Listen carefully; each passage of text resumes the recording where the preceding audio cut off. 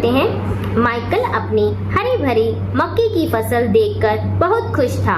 वह लहलहाते पौधों को देखकर मन ही मन सोच रहा था कि बस एक दो बार थोड़ी सी बारिश हो जाए तो बहुत अच्छा हो।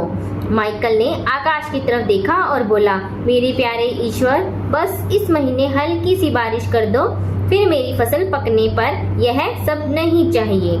एक बार फसल पक जाए तो आराम ही आराम है।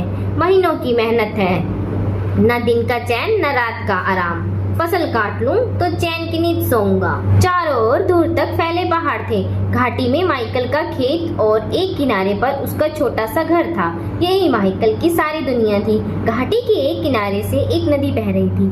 नदी की कलकल ध्वनि माइकल को बहुत अच्छी लग रही थी। तभी एलिना ने पुकारा, माइकल जल्दी से घर आओ, खाना तैयार है। माइकल उठकर घर की तरफ चल दिया। अगले दिन माइकल उठा। उसने बाहर आकर देखा, आकाश में काले घने बादल छाए हुए थे।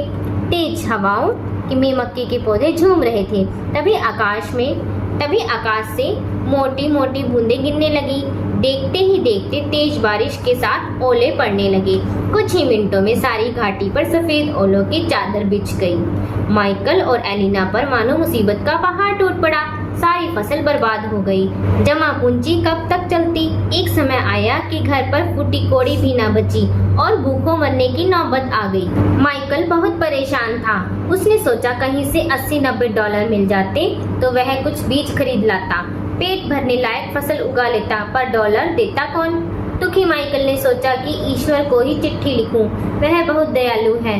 आखिर दुख में वह हमारी मदद नहीं करेगा तो कौन करेगा? अपने ईश्वर से मांगने में भला कैसी शर्म। माइकल ने कागज पेन उठाया और ईश्वर को पत्र लिखने बैठ गया। उसने लिखा, मेरे प्यारे ईश्वर, मेरी हालत आपसे छिपी नहीं है। मेरे बच्चे और पत्नी भूख से बेहाल हैं। अगर आप 100 डॉलर भेज देते तो मैं कुछ बीज और खाने का सामान खरीद लेता। अभी फसल नहीं बो पाया तो आगे क्या खाएंगे? हम पर रहम करो। ये देखो बच्चों, इस तस्वीर में दिखाई दे रहा है कैसे माइकल ईश्वर को चिट्ठी लिखने जा रहा है। माइकल ने चिट्ठी लिखना शुरू किया। आपका अपना पुत्र माइकल। माइकल ने चिट्ठी को एक लिफाफे में डाला। उस पर पता लिखा, ईश्वर के घर। माइकल ने अपना नाम और पूरा पता भी लिख दिया। मन ही मन ईश्वर को याद करते हुए वह पत्र डाक के डब्बे में डाल आया। डाकघर में डाकिये चिट्ठी पर मोहर लगाते हुए उन्हें छांट रहे थे। एक डाकिये को माइकल का पत्र दिखा तो वह अपने साथियों से बोला, दोस्तों देखो, ईश्वर के घर भला यह भी कोई पता है? लगता है किसी दुखियारे ने पत्र लिखा है। सब डाकिये पत्र देखने के लिए जमा हो गए। भीड़ देख तभी डाक बाबू आए। उन्होंने चिट्ठी पढ़ी। चिट्ठी सुनकर सबका मन भर आया। सब बोले, इस आदमी का विश्वास नहीं टूटना चाहिए। सबने मिलाकर डॉलर जमा किए। किसी ने 10 डॉलर दिए तो किसी ने 15। इस तरह पूरे 70 डॉलर जुड़ गए।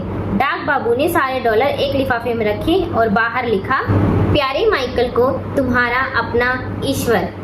अगले दिन डाकिया माइकल को लिफाफा देने आया। लिफाफा देखते ही माइकल खुशी से उछल पड़ा।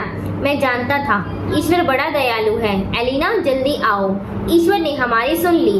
उनका जवाब भी आ गया। डाकिया हंसता हुआ चला गया। माइकल ने लिफाफा खोला। उसने डॉलर गिने। 30 डॉलर कम पाकर उसे बहुत गुस्सा आया। उसने झट से कागज उठाया और ईश्वर के नाम चिट्ठी डाक पेटी में डाल दी। लिफाफा डाक घर पहुंचा। एक बार फिर सब जमा हो गए। डाक बाबू ने लिफाफा खोला और जोर से पढ़ने लगा, मेरे प्यारे ईश्वर, धन्यवाद। आपने अवश्य 100 डॉलर भेजे होंगे। मुझे केवल 70 डॉलर ही मिले हैं। लगता है डाक वालों ने बाकी के डॉलर निकाल लिए। आप मुझे 30 डॉलर और भेज दीजिए। इस बार डाक से मत भेजिएगा। आपका अपना माइकल।